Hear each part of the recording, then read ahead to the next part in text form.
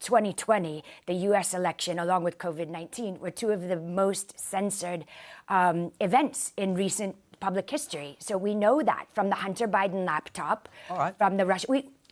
That's out there. Well, let's get some other reaction, because you're sitting there looking hugely sceptical. I am you very look like skeptical. you're about to jump across the table at me. No, I didn't get that much sleep. This was so funny. All the woke liberals look like death warmed up since the result. This American Republican was invited onto UK TV today, and boy, she didn't hold back.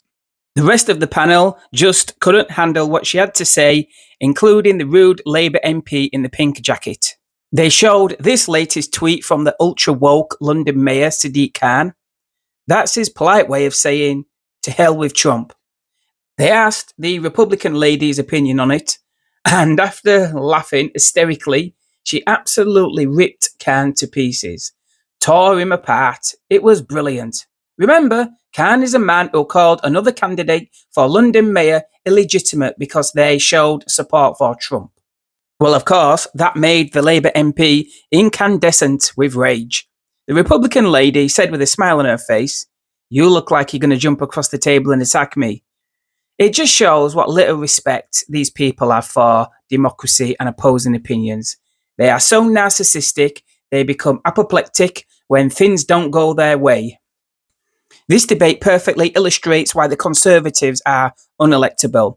Unbelievably, the Conservative MP on the show said it was backward Americans in rural areas who voted for Trump.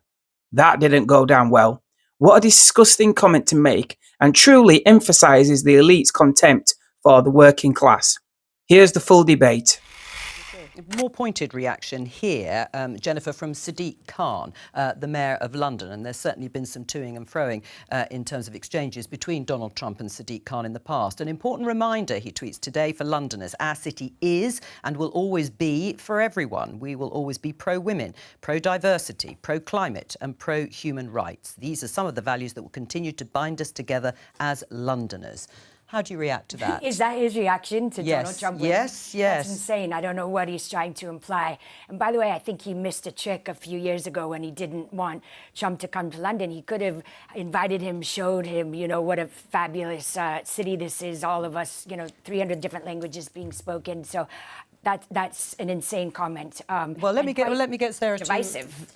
I really don't think that's insane. I think that's Sadiq just saying this is London and that's what he represents and that's what he was elected to represent, and he was elected on that mandate. Represents too, that's absolutely fine, but I think you can still have a difference of opinion. He hasn't resorted into insults as you just have there with his comments. So Well, I was shocked by it. It seemed quite divisive, and that's a very strange reaction. I think if we're going to talk about divisive comments, we can just have a look at Donald Trump's tweet history. Yeah, no, of course. I mean, look, free speech. Look, I feel like we know that when history looks back on this moment, we can hold our head up high and say that we are on the right side of history. Oh. Well, first of all, I want to compliment Kristen and John Scardino and their entire group. Their ground game in the UK is outstanding. They did so much for Get Out the Vote. I know that. So huge compliments to them. They're wildly organized.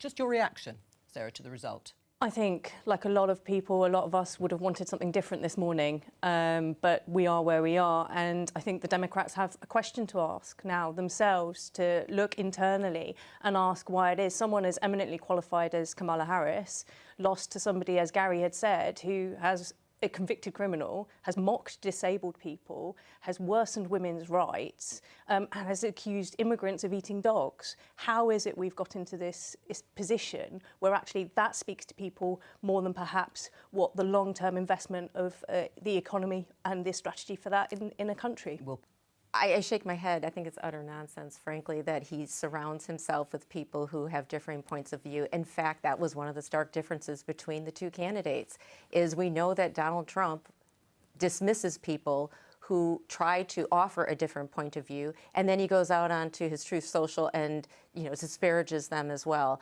So I think that it's an absolute farce. In 2020, the US election, along with COVID-19, were two of the most censored events in recent public history. So we know that from the Hunter Biden laptop, from the Russia. I mean, that's Well, out there. So- let's get some other reaction because you're sitting there looking hugely sceptical. I am you very look like you're about to sceptical. jump across the table at me.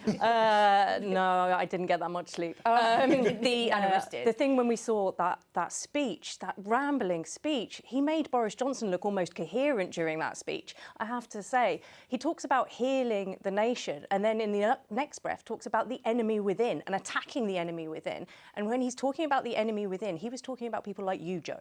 He was talking about CNN. He was talking about mainstream media, which is there to hold governments to account and to spread light onto issues that he is talking about. That is a really, really concerning movement. But I kind of wonder whether, you know, if you go out into the Midwest and sort of some of these more sort of slightly sort of backward parts of America, whether or not there's a Excuse me? Well, That's where I'm from, so be careful. with no disrespect meant to anybody, but if you have a sort of Might have to answer, but a slightly old-fashioned type Special of way relationship. sorry, I'm not trying to. We're still on the same team, Kristen and Americans. Sure. But is there a more old-fashioned sort of 1950s view of this in some parts of America, or you know, is it just a very peculiar place? Let's talk